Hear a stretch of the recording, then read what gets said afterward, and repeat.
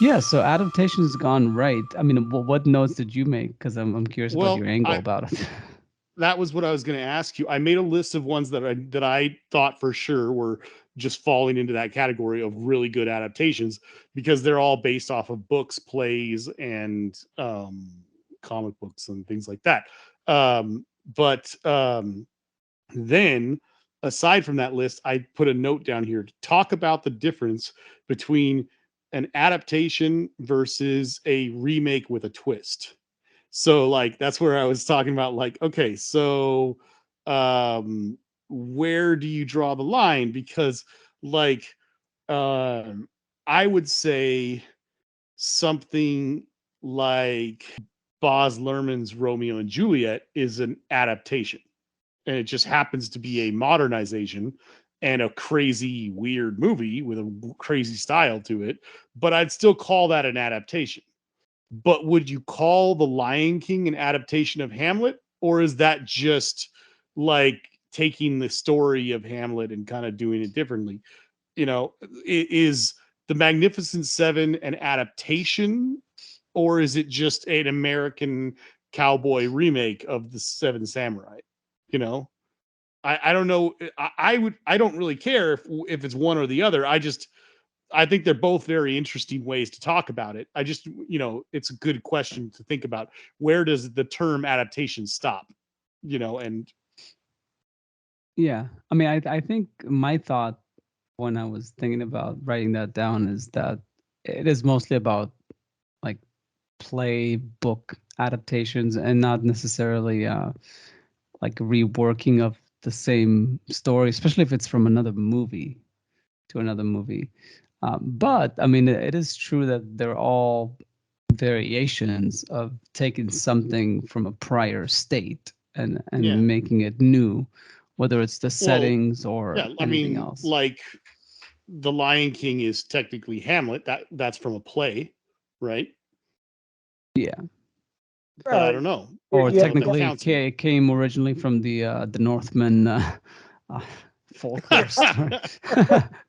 um, or uh, 10 things I hate about you is Taming of the Shrew, but that's a very different story by that point. It is a modernization and it's going for the same basic premise, but it's extremely different. So I don't know if that counts or not. Yeah, it's funny because when you were talking, I thought of something and then I forgot. It's stupid, Oh, sorry. but it's okay. I'll think about it if it's important. But also the main thing, and we might have touched about this, maybe not on the podcast, but generally this whole notion that oh, I remember what it was. Um, Children of Men. Yeah, because I recently listened to the audiobook of the book, and that's like an adaptation gone right. Like the Children of Men, the movie, and maybe we should do an episode about it at some point. Um, it's a tremendous movie, So uh, good. but it's a lot of it is just the way that it's done. Like the story itself, they keep the premise, which is very captivating. It's a very good premise, but it doesn't go nearly as deep as the book does with what it's about. Like that movie is really not about much, but it's still so successful at what it does do. It's very strange. So even though it completely veers off what the book is doing and doesn't even comes close to making the point that the book is making, it's still a tremendous success. And it's Right. better That than the book probably if you would. And that was another thing that I was going to discuss is like because there's this whole thing that books are always better than the movie because books are like a higher form of like a medium, blah blah yeah. blah. But yeah, really, ultimately, if you just look at which has more cultural importance, there's many movies that are better than the books that they're based on, or at least are more culturally yeah. Relevant. significant, Yeah. It, Well, relevant. that's a good point is because I would argue the latter, but the that brings up the question of I think everyone would agree that they're still adaptations, but is an adaptation judged solely on how well it tells the story of what it's adapting, or like how true it is to the story, or just how good of a movie it is. And if you're gonna, I think most people would agree it just matters how good of a movie it is. But if you're gonna judge it by how good of a movie it is, does it get points for being a good adaptation as well? Yeah, I'm not sure because like The Shining is another example, a movie that is an all-time classic horror movie, but veered off what the book was, which is why uh, Stephen King wasn't crazy about it at the time, Yeah. um, and have since come around to it, sort of. But it's I don't know. I mean, but as far as cultural significance, I mean, Godfather is a way more significant movie than the book ever was, or you know, Goodfellas was based on a book. Nobody knows what the book is, but it's the Goodfellas everybody knows. So there's all these like movies that are better than the books that they are based on. Better or just better known? Better known, like more culturally Okay. Yeah. significant. Yeah, that's true. That is tough. Exactly. Maybe that's the main point, is that you can't really measure like the Unless quality you've of these read them. things. Yeah, for one thing, if you read them, but also it's different mediums. So it's very tough to Yeah. compare even a play, like to compare a production of Hamlet to Matt's favorite adaptation that keeps coming back to again and again, the Kenneth Branagh one. It's very tough. It's Yeah. it's just like it's to comparing like apples and oranges, really, because it's a different like feel, like being in a theater as opposed to watching a Totally movie. different. So Yeah. it's you can't really compare mediums, but cultural significance, that's but yeah, but then what you said, Jason, about movies that veer off the source material but actually do it a favor in some ways, Yeah. I feel like that's also interesting. Uh, I mean, I think the phenomenon of the adaptation is one of those things that I remember back in uh, like way back before I even met you guys at Montana State. We were actually talking about like some of the really early adaptations of like Uncle Tom's Cabin and everything, and how people were just expected to have read the book, and people just made this movie based on it, and it wasn't actually supposed to be a narrative uh, that you could actually watch. It was just supposed to be like, oh, I read the book, so I remember the scene from the book, and they put it on film and everything like that. And uh, So you you're know, basically saying it was created to be extremely esoteric? yeah, Interesting. basically.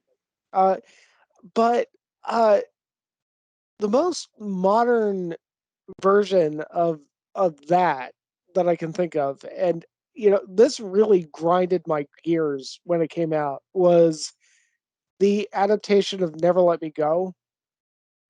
Well, yeah, you've told me about that before. Yeah, and it's the same thing. Like, you read the novel, and the novel's 300 pages. I got through it in like 2 nights, and it's great.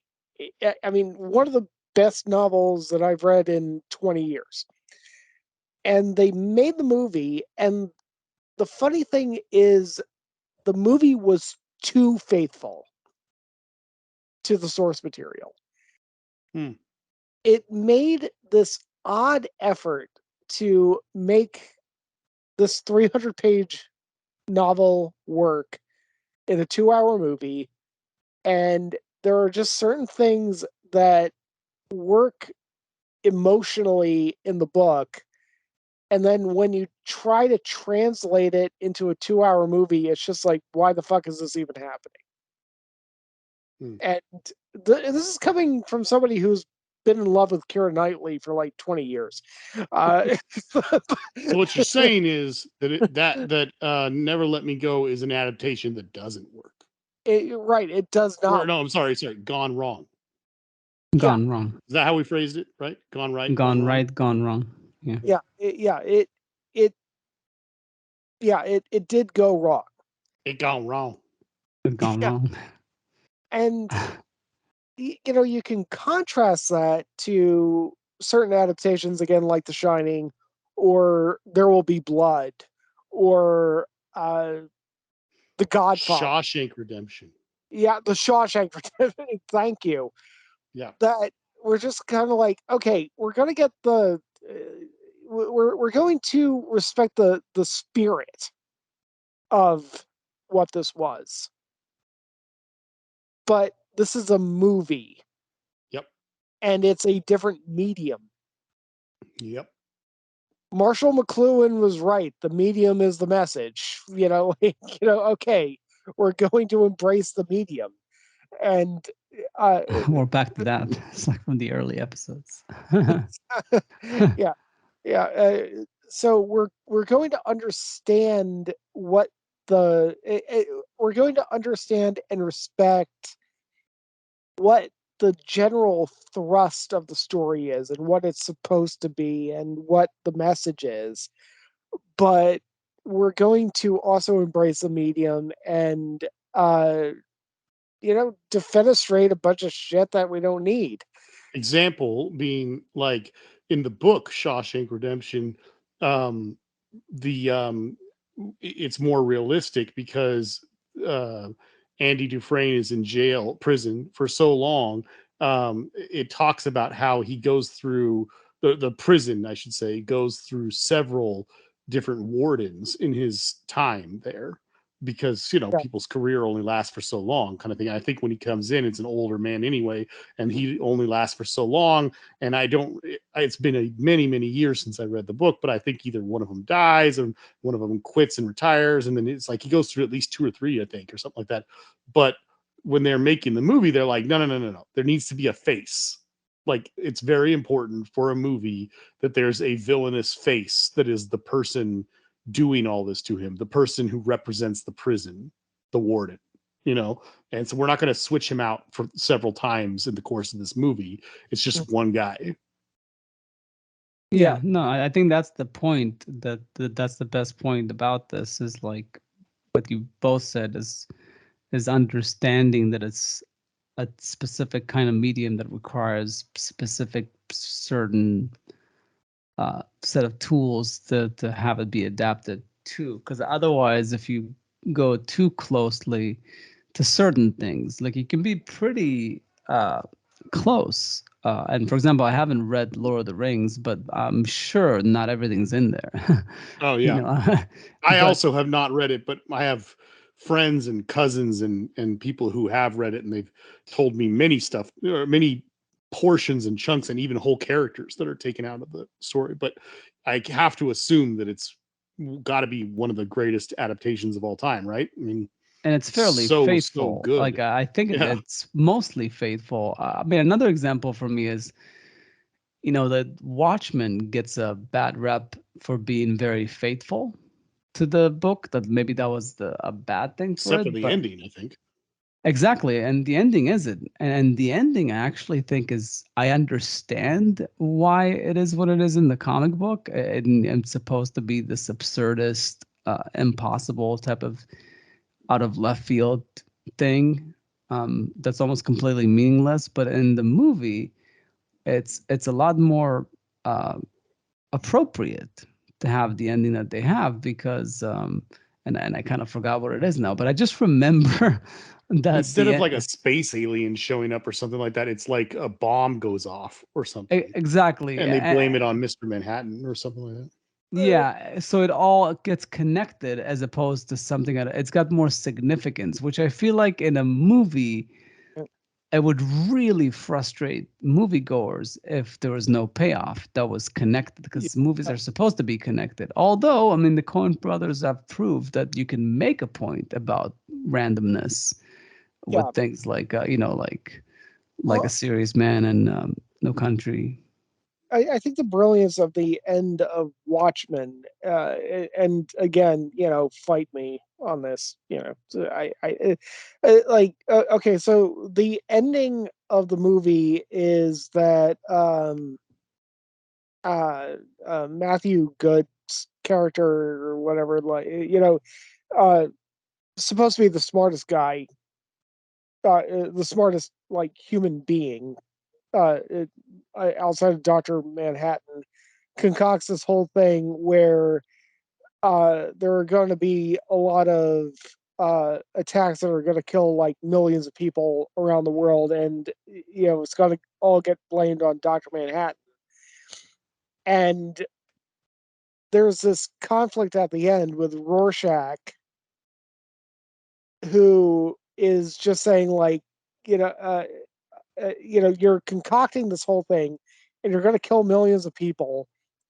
The thing is, Dr. Manhattan's on the side of Matthew Good, saying like, look, yeah, we're going to kill like millions of people, but it's going to save billions. Just blame it on me. Screw it. And Rorschach is on the side of, no, we have to tell people the truth. This is wrong. I get the logic, but fuck you. We're not going to do this. And finally, it results in Dr. Manhattan killing Rorschach because, you know, Rorschach was just saying, like, no matter what, I am going to tell people the truth. And they just made this decision that, like, yeah, we're going to sacrifice millions in order to save billions. You contrast that with the graphic novel, and I do think that the movie made a better decision in a lot of ways. I know that Alan Moore would strangle me if he could, for me saying that. But I mean, that was a It's okay, Matt. I'm sure Alan Moore would strangle Zack Snyder if he could too. right. Strangle anybody who would like say anything or adapt anything of his. Yeah, right. He didn't like, yeah. Alan Moore didn't like V for Vendetta either, uh, uh, but yeah, I mean, I thought that was a really powerful ending, just in the sense of, like, I mean, really, Watchmen. I mean, whether or not Zack Snyder is smart enough to understand the moral complexity of his own movie, like, he brought up a really valid point about, like, consequentialism versus deontological ethics and everything. And he did it in the context of what could have been a dumb superhero movie. Yeah, I think that there's a lot of examples of adaptations making changes like that, particularly to the ending. And it's weird because I often think that the message and the characters are the two most important things when it comes to making an adaptation correctly. Mhm. Um, so you would think that the ending is kind of falls in line with that, but I think it doesn't always. Like, for example, three that I could think of while you were just talking about Watchmen, where the ending is changed. I guess it's not always super significant changes like what you were just talking about, but kind of like understanding the medium thing, like we were just saying, like Bridge on the River Kwai is like one of my favorite movies. And I've never read the book, but I hear that in the book it's even more impacting because of the fact that like the Alec Guinness character is so crazy that he literally does, stop the commandos from achieving their goal, and the bridge is there and the train goes by and it's like an utter failure, which really, hammers home the whole point and everything perfectly. But I think you get the point when his character is doing what he does and everything goes to shit and stuff like that. But as a cinematic movie, when you've spent the last third of the film setting up this covert mission, I mean, if you don't give the audience the explosion, like you've robbed them. Yeah. Like I really am totally on board with the filmmakers on this one. Like, I think it's absolutely the right decision to blow something up at the end of that movie. It's because Um, you need a visual climax. Yeah. yes, exactly. Yeah. And another going along with that, possibly one of the greatest adaptations that I've read, the book of and the movie of, or watched the movie and everything many times, and even had an entire section of a college class, devoted to analyzing it and everything, was Fight Club, which I really liked the book, but I have to say is one of the few novels that I read that were adapted into a movie where I have to say hands down the movie was actually better, um, because aside from numerous things that Fincher did to just make that movie so incredible, um, the end of the book has a very fascinating and clever ending where he's got the Project Mayhem guys, and they've set explosives all over the major credit card companies, just like they talked about in the movie and everything. But the ending um is different in the book because he wakes up in a hospital or something like that. He's been arrested, and they find out that I mean, it's a little vague, but basically that the good part of him, the good personality or something like that, was able to be in enough control that he told all of his guys to use a certain kind of explosive that he kind of knew was not going to work. It has to do with I think potassium nitrate versus ammonium nitrate or something like that in the explosives. But basically that he kind of sabotaged himself and none of the buildings blew up at the end. And at the end, he's in an insane asylum or something like that. And you have to kind of question whether it was all in his head or if it's all real. And then somebody calls him sir or something like that, like the way they would with the in the Project Mayhem thing. So you kind of leads you thinking at the end that like it definitely did all happen. It's just that he failed to blow everything up. So it's the world keeps on turning the way it does, And I think the ending of that movie where they're it's all going to hell and everything, all the buildings are blowing up and everything, is one of the best ways they could have possibly ended the movie. Yeah. And it And then seems like it's the a only similar thing, right? So it's a yeah, very visual similar. Like in a movie, climax. you got it. Yeah. And then this one, I think, especially comic book fans, especially people who've read this, will probably completely disagree with me. I have had numerous discussions with people who completely disagree with me, but I have not read the comics that they based the movie Scott Pilgrim versus the World on, or versus the whatever it is, Scott Pilgrim movie. I have not read them, but I absolutely love that movie.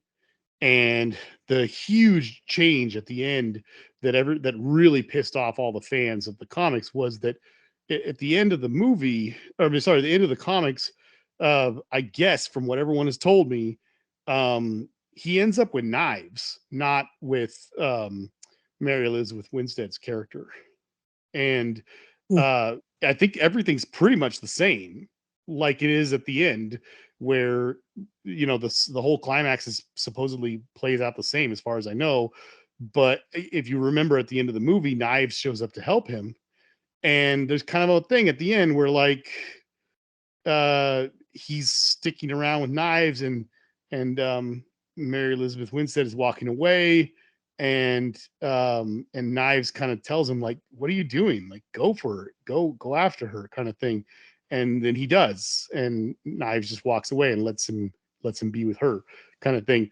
And I guess that doesn't happen or something in the comics, but to me, I think personally, this is just coming from someone who has not read the comics. So maybe I would feel differently if I read those first or at all. I don't know. But all I can say is that I think Edgar Wright did it right. And my reasoning for that is that, in essence, Scott Pilgrim is a coming of age film. I mean, Scott is acting, even though he's in college, he is acting like a child, for much of the first half of the movie. And, what better way to epitomize that than like, the fact that he's dating a high school girl, and she's probably underaged. I assume she's like 17 or 16 or something like that. And he's probably 20 or something.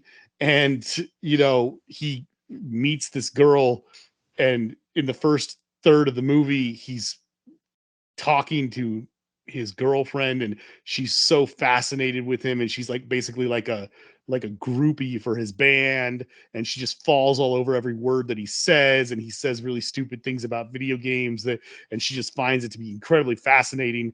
And then he goes to a party and meets a more mature girl, and he tries to say the same stupid things to her, and she's completely uninterested, not because she's not an interesting person, not because she doesn't like him or she's not fascinating, but because the stuff he's saying is juvenile. Like it doesn't have any real relevance to anything, and outside of a niche, group of people who really like Pac-Man, so it's like it shows like she represents growing up, Ramona, Mary Elizabeth Winstead's character. That's the right way, I think, to end the story, is that he's going after a more age appropriate girl who he had a really strong connection with. And, I just think that that's the right way to end the story. But then again, I've heard many other people disagree with me. Yeah. I don't want to digress too much, but I was just kind of thinking, like, I don't know if anybody else has read the original Ron Hansen novel of The Assassination of Jesse James by the coward Robert Ford. I have not. Uh, I mean, obviously adapted into a movie in 2007. One of the most same year of No Country for Old Men. That's the only reason why Roger Deakins didn't win the Oscar that year, was he split the vote. Stolen. Yeah. Both No Country and The Assassination of Jesse James came out in the same year, and they're both like masterpieces of cinematography. But the novel, by the way, the novel came out in 1983, so it had kind of been sitting there for a while before anybody actually made it into a movie. And the voiceover that was playing over Robert Ford's ultimate demise at the end of the movie is pretty much taken verbatim from the book. Uh, in fact, a lot of the voiceover in the movie is taken verbatim from the book. I mean, people complained about the movie being like 3 hours and not that easy to digest. But I mean, the book is about 500 pages, and they actually managed to deconstruct it enough to make it, as far as I can tell, a really good movie.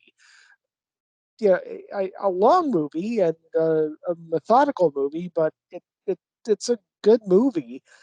And yeah, I mean, it was kind of a faithful adaptation to the book. It did what it could to really embrace what the book was trying to do. And the biggest criticism that I can remember of the movie was when Richard Roper was doing at the movies, and Roger Ebert needed to take some time out for health reasons, and this guy came on and said the only thing worse than a Terrence Malick movie is somebody trying to do Terrence Malick. And I don't know. I thought that was a completely wrong take. I thought that Andrew Dominic did something really faithful to the book, and he actually managed to translate it particularly well into the cinematic format. And that's my rant. So I'll stop now. Yeah, Right. definitely not very Terrence Malick. I mean, it's slow, but I don't think it's got the same style. It's definitely meditative, I but yeah, think it's a different thing. And by I the way, think I'm not it's a huge fan of it, but it's I think it's a good movie, but it's definitely, it suffers from pacing issue. It's a very good looking movie to watch, but still.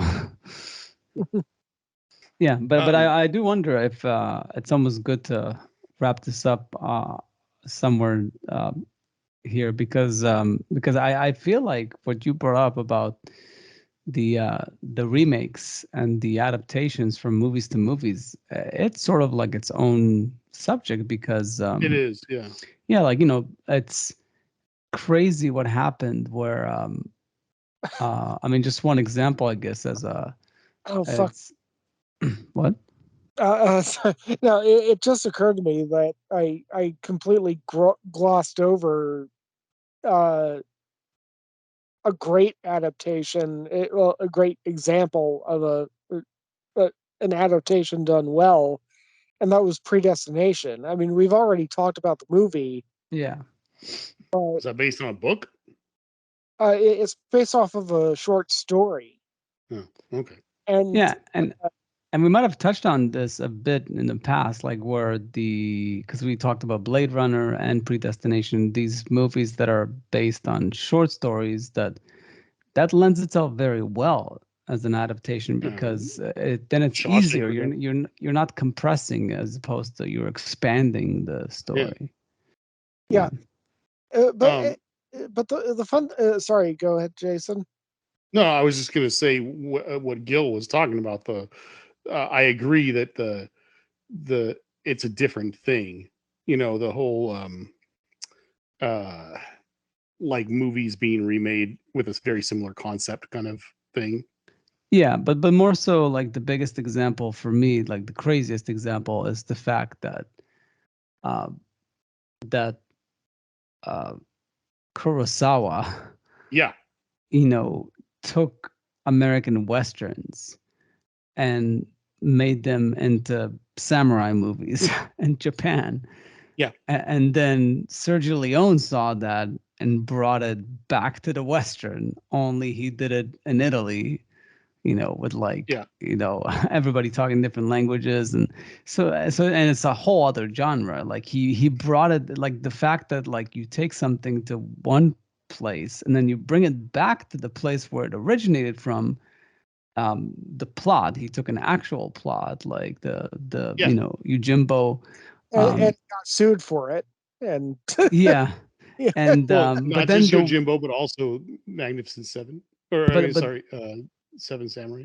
Seven Samurai, and then to bring it back in a way that's the same genre but make it completely different, it just shows like how important it is, the person telling the story, because you can have Yeah, almost the same plot, the same thing, and it's but it is funny that Kurosawa saw in Western movies, samurai movies, and it's only obvious that Sergio Leone, I'm sure, who was a big fan of American movies, saw in a samurai movie a Western, but did it yeah. completely differently. So it's touches like that are interesting when that happens. That people Um, do that.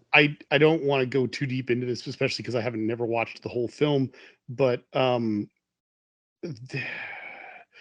wish I could remember how he said it because it was so fascinating. But a review that I saw on YouTube one time for a movie called Sukiyaki Django. Um, I really didn't like the movie, but not because I didn't like the movie itself so much. I only watched about 30 minutes of it. But there's this movie that was made a while back, and it's all Japanese actors, and they're all playing Japanese characters, but they're in like a western, and it's a strange story that really blends a lot of Japanese and American kind of themes and story, elements and stuff like that. Particularly westerns and samurai movies, kind of blended together. I loved the concept, and it's absolutely right up my alley. Something I should love, but something about it seemed so wrong because all the actors are speaking English, and I just felt like it definitely needed to be in Japanese, and it just drove me crazy watching it. So I just stopped watching it. I never finished the thing. But And it wasn't dubbed. no, no, no, no. It it was just made in English, at least from what I could tell. Anyway, I was watching it on cable, I think, but maybe I'm wrong. I feel free to correct me if you ever find out about it. My whole problem was though that I'm pretty sure it was made to be in English, and It was it like all just like a mind fuck. it just felt wrong to me that it totally needed to be in Japanese. Everything else about it was fantastic from what I could tell, but it just bothered me, so I just turned it off. But what I was trying to get at is that a critic like was reviewing this movie, and they had this fascinating take on this whole thing about just about how America and Japan have had this fantastic exchange of culture for many decades, maybe even over a century now.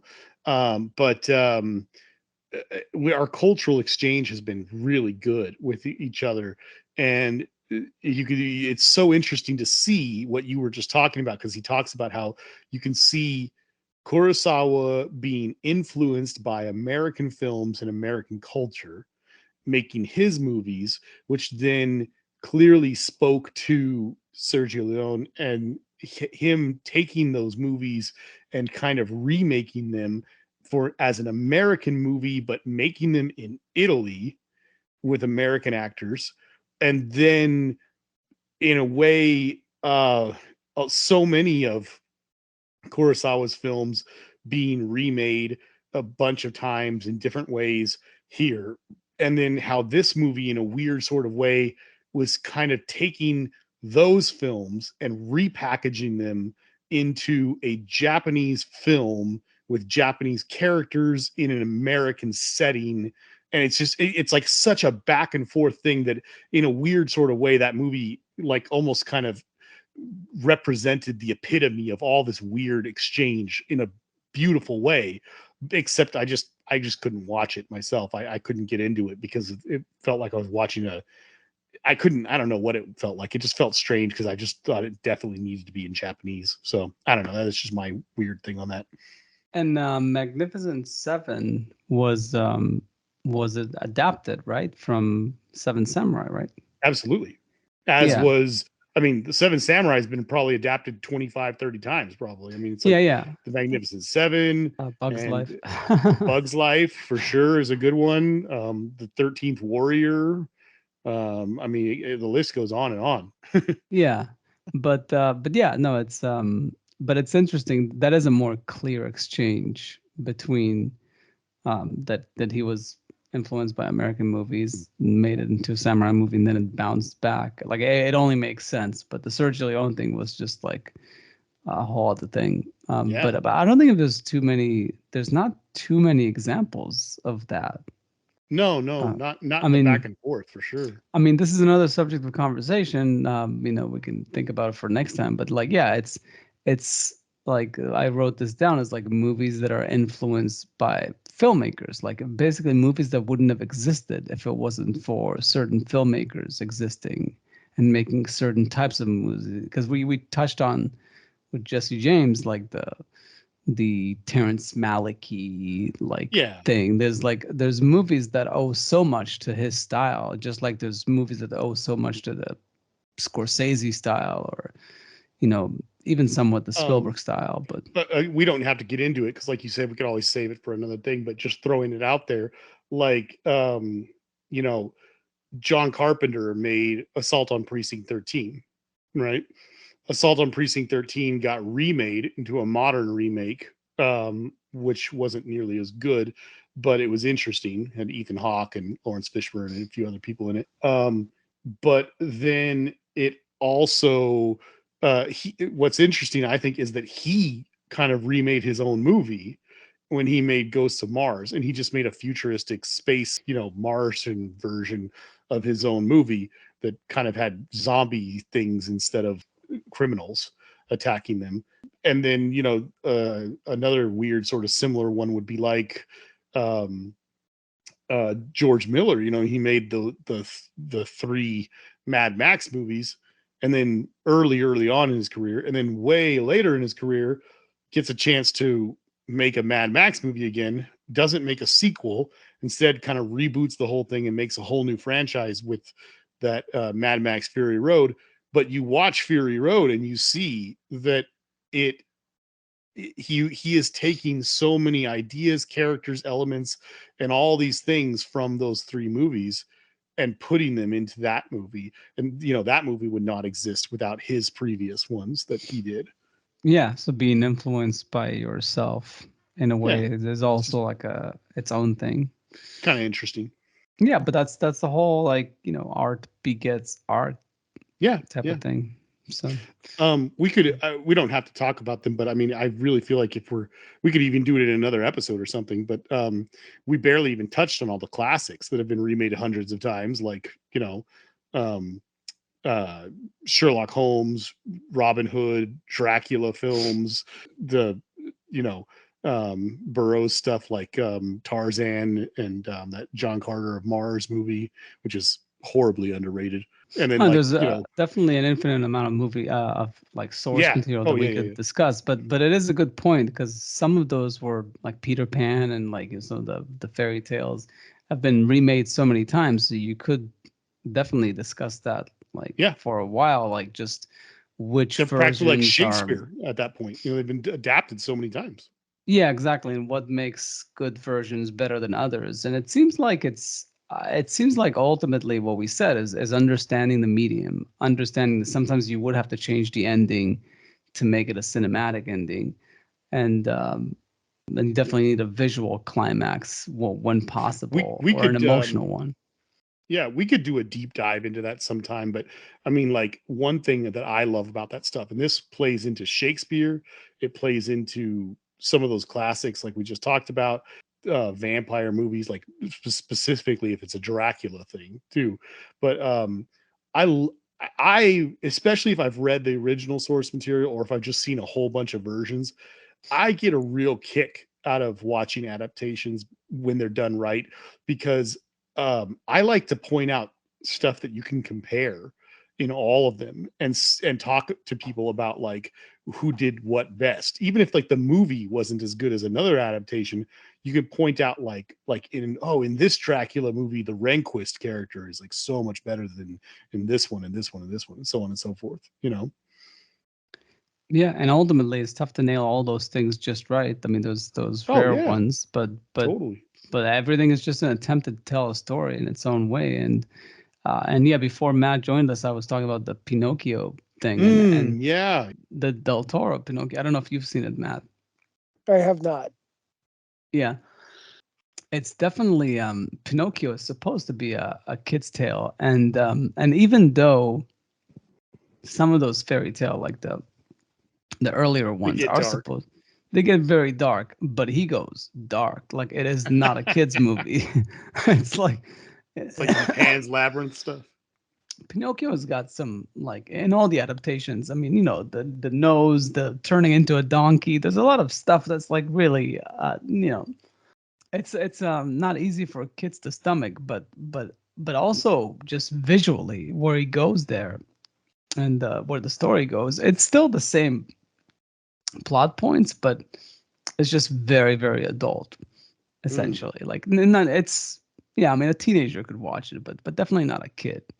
So it's interesting. It's interesting the way you can take a story that's been done to death, but then breathe new life into it. And even though it's polarizing, it's like, oh, come on, that's a bit too much. But then you're like, but that's what he's doing. That's like his shtick. He wants to do his version, and it's got its strengths and weaknesses.